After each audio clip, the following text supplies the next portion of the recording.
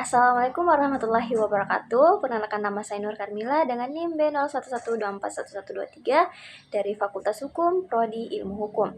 Di sini saya akan menyampaikan presentasi karya tulis ilmiah yang berjudul Analisis Dampak Pasal Penghinaan Presiden dalam KUHP Baru Terhadap Kebebasan Berpendapat.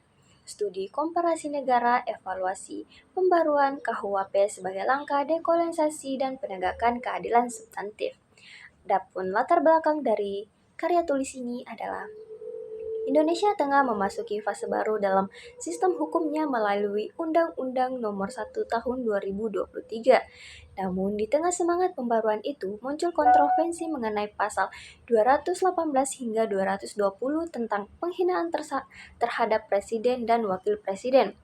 Pasal-pasal ini dianggap dapat mengancam kebebasan berpendapat, yang dimana kebebasan berpendapat ini adalah fondasi demokrasi. Dalam konteks dekolonisasi hukum, pembaruan KUHP seharusnya membebaskan masyarakat dari warisan kolonial yang otoriter, bukan justru malah membatasi hak untuk menyampaikan aspirasinya. Tujuan peneliti ini adalah untuk menilai secara kritis apakah KUHP baru benar-benar mencerminkan semangat demokrasi dan keadilan substantif. Selain itu, dilakukan pula studi komparatif dengan sistem hukum di Amerika, yaitu kita membandingkan sistem hukum kita dengan di Amerika untuk memahami bagaimana negara lain memberikan perlindungan terhadap ekspresi publik. Metode yang digunakan dalam penelitian ini adalah metode normatif dengan pendekatan perundang-undangan dan perbandingan. Sumber data yang digunakan adalah sumber data primer dan sekunder. Tujuannya untuk melihat regulasi secara otoritas dan membandingkan dalam kerangka hukum yang berbeda.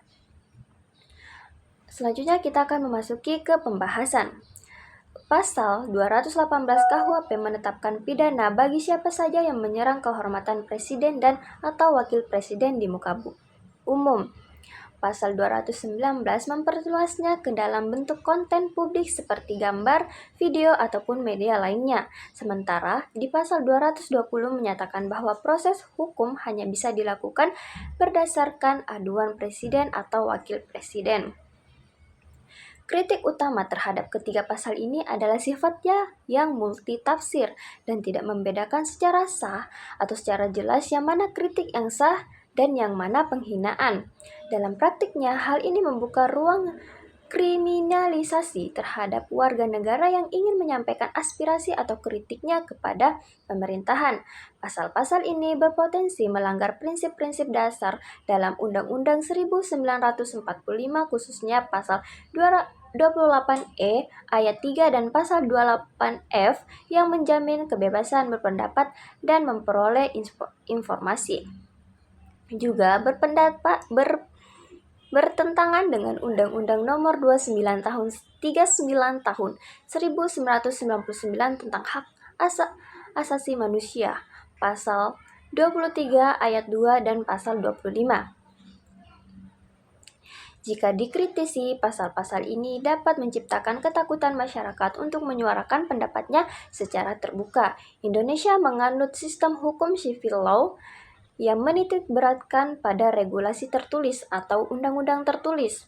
Sementara, jika dibandingkan dengan Amerika Serikat menganut common law dengan sistem presiden atau jurisprudensi di mana keputusan ada pada presidennya. Menariknya, di Amerika Serikat tidak ada satupun undang-undang yang mempidanakan penghinaan terhadap presiden.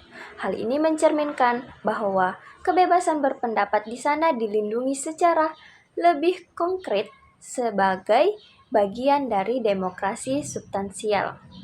Adapun kesimpulan dari karya tulis ilmiah ini adalah, dari hasil penelitian ini dapat disimpulkan bahwa pasal 218 hingga 220 KUHP baru masih belum sejalan dengan prinsip kebebasan berpendapat yang dijamin oleh konstitusi dan hukum hak asasi manusia.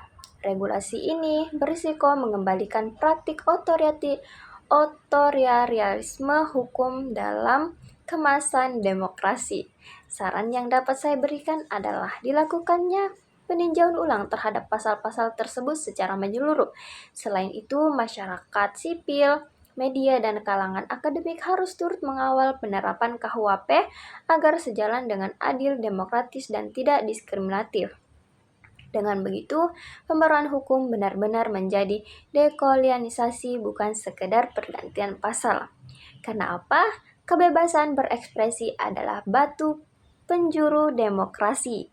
Maka dari itu, kebebasan berpendapat bukan sekedar hak, tapi juga tanggung jawab bersama dalam membangun bangsa. Itulah yang dapat saya sampaikan. Sekian dari saya. Wassalamualaikum warahmatullahi wabarakatuh.